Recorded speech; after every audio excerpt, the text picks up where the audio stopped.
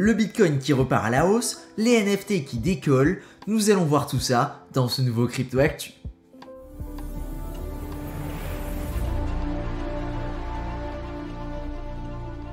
Salut à toi et bienvenue dans ce nouveau Crypto Actu. Aujourd'hui nous allons regarder un petit peu la market update qui est assez cool. Hein. Ça fait un petit moment qu'on n'a pas vu des plus 8%, des plus 11%, des plus 9%, des plus 10%, des plus 18%. Ça fait tellement longtemps qu'on n'a plus vu ça dans le sommet, dans le top des crypto-monnaies. C'est assez rare d'avoir quelque chose d'aussi joli. Hein.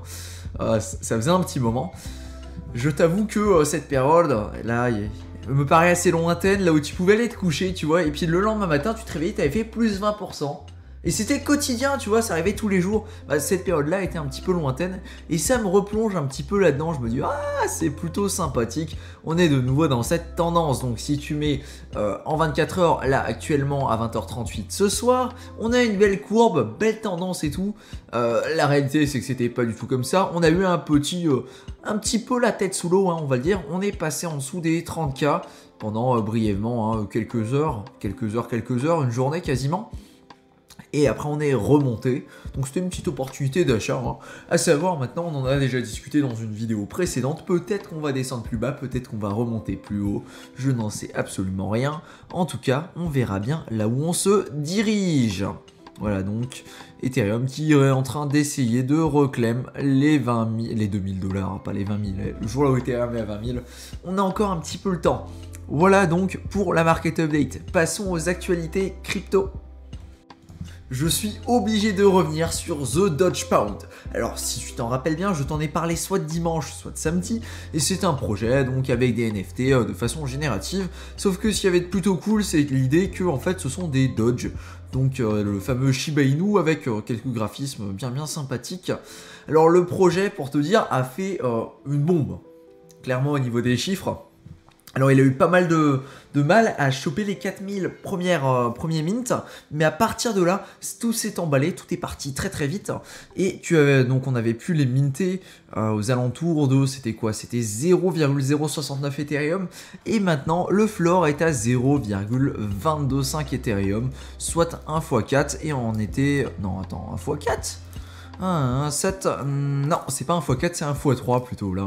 Excuse-moi mes maths, voilà. En tout cas, on était quand même monté jusqu'à un floor à 0,33 hier, me semble, si je dis pas de bêtises. Donc le projet a fait un bon carton. Et petite news, si ça t'intéresse encore d'investir là-dedans, c'est peut-être encore le moment, je sais pas. En tout cas, ils ont prévu de release pour les gens qui ont donc des doji, comme ils appellent ça, hein, ce nom.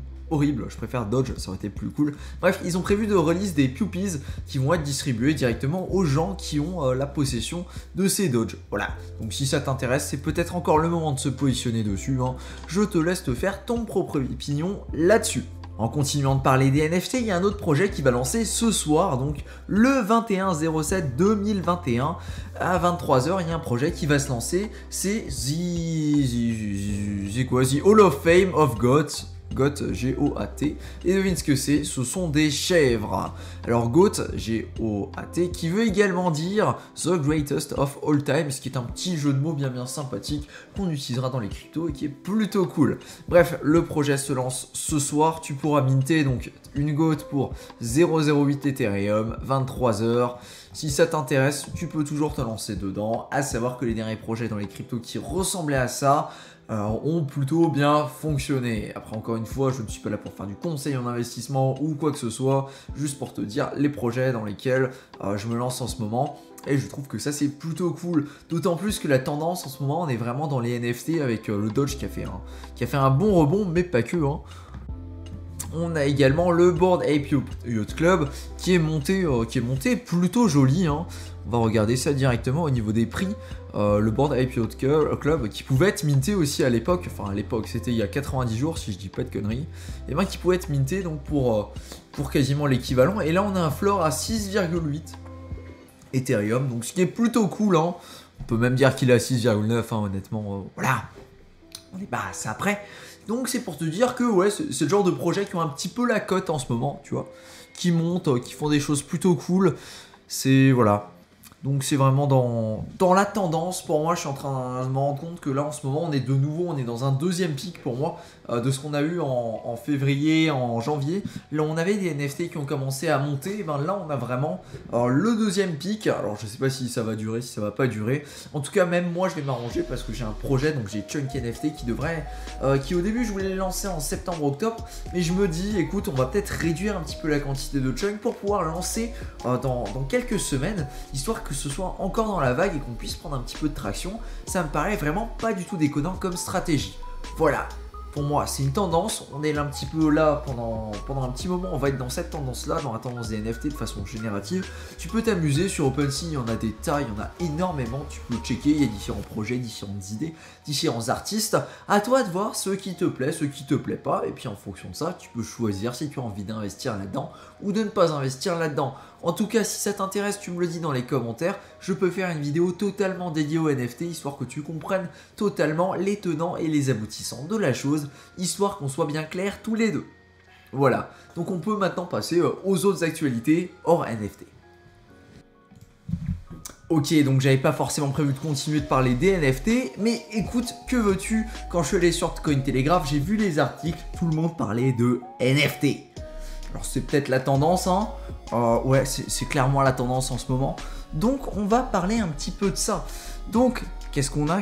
Eh ben on a donc chez Apple, hein, je pense que tu connais, pardon pas chez Apple, mais chez Winter Ventures Holy Jolly. En fait, qu'est-ce qu'ils ont? Eh bien, il y a Steve Jobs qui a fait une candidature en 1973 pour choper un job chez Atari, donc la compagnie de jeux vidéo, en tant que technicien. Et ils sont en train de se poser la question, est-ce qu'ils doivent vendre ça sous la forme d'un NFT, donc numérique et tout, ou alors vendre ça sous la forme de quelque chose de physique, parce qu'ils ont évidemment la chose physique de son application, comme ils disent les Anglais. Et c'est une excellente question, là où ils sont en train de regarder en fait, sous quelle forme, ici tu peux la voir en image, hein, pour voir à peu près à quoi ça ressemble, parce qu'en fait c'est quelque chose qui peut avoir énormément de valeur, que ce soit historique ou sentimental pour tous les gens qui sont fans d'Apple. À mon avis ça peut partir pour très très cher, comme ils le disent, la dernière fois qu'il a été vendu, donc il a été vendu pour 220 000 $, ce qui est pas négligeable non plus pour un simple papier. T'imagines, toi, tu postules dans une boîte, tac, et tu vends ton premier papier là, pour dire que t'as postulé dans ta boîte, tu le vends pour 200 000 $. Ouais, bon, d'accord, t'es pas Steve Jobs, mais quand même, il y a de l'idée. J'en ai déjà parlé tout à l'heure dans la vidéo directement, hein. C'est sur OpenSea que je fais la majorité de mes trades au niveau des NFT. Qu'est-ce qui s'est passé? Eh ben, OpenSea, donc, ils ont levé 100 millions de capital, mais surtout, ils ont une valuation qui les place à 1,5 milliard de $. Qu'est-ce que ça veut dire? Ça veut dire que OpenSea est désormais une licorne. Les licornes, si tu ne connais pas trop le monde des startups et tout ça, c'est toutes les boîtes qui sont évaluées directement au-dessus de 1 milliard de $. Alors OpenSea, c'est pas forcément la plateforme la plus fonctionnelle au niveau des NFT, par contre c'est de loin la plateforme la plus populaire, tout simplement parce qu'elle est extrêmement simple à utiliser, extrêmement simple à comprendre, et qu'elle fonctionne majoritairement sur le réseau Ethereum. C'est la première qui s'est lancée, et c'est donc la première qui a vraiment pas mal de traction dessus. Ils essayent de faire des choses, ils essayent d'innover, et pour se positionner un petit peu contre ce qu'ils sont en train de faire sur OpenSea, il y a pas mal d'autres projets qui sont en train de créer à côté pour essayer un petit peu de détrôner le roi, donc le roi pirate, hein, OpenSea, le pirate, la mer, là t'as compris, un petit peu le logo bien sympathique. Et l'objectif, ça va vraiment être une compétition un petit peu, je pense, entre les différentes plateformes au niveau des NFT. Là où OpenSea fait quelque chose de plutôt cool, c'est qu'il permet aux gens directement de créer des smart contracts via leur plateforme, et ça c'est vrai que c'est un énorme plus qui permet à des gens comme toi ou moi qui ne savons pas forcément programmer directement, donc dans la langue d'Ethereum, c'est-à-dire le Solidity, d'avoir directement donc la possibilité de créer des contrats et surtout de pouvoir lister nos propres NFT qu'on a envie de créer, de faire nos collections avec leurs propres paramètres, ce qui peut être plutôt sympathique.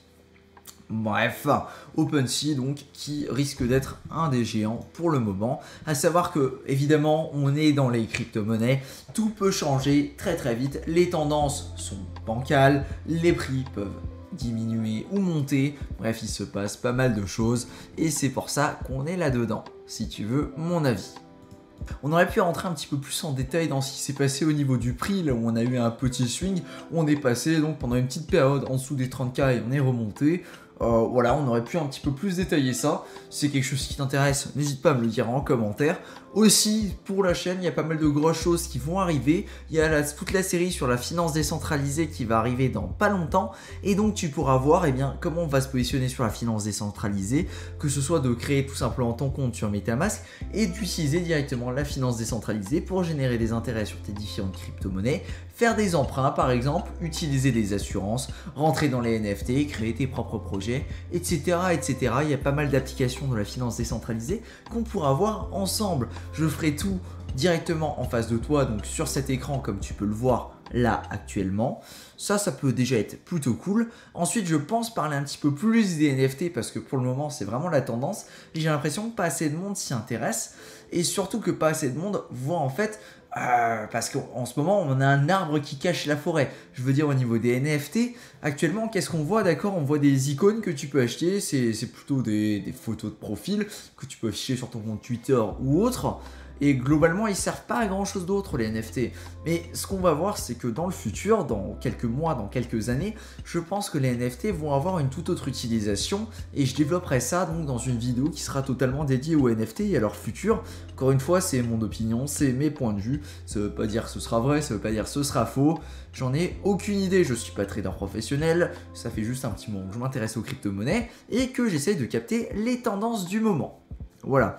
En tout cas, si ce Crypto Actu t'a plu, n'hésite surtout pas à t'abonner à cette chaîne YouTube. Je fais ça très régulièrement, je regarde les actualités et je regarde pour discuter un petit peu, de regarder les différentes positions, qu'est-ce qui se passe au niveau des crypto-monnaies et surtout j'essaie de te faire quelques tutoriels bien sympathiques histoire que toi aussi tu puisses t'avancer un petit peu donc dans les parties un petit peu plus complexes des crypto-monnaies, notamment en essayant d'évaluer des projets ou alors en t'intéressant à la finance décentralisée et plus récemment en allant checker les NFT. Sur ce, je te dis à demain. Ciao!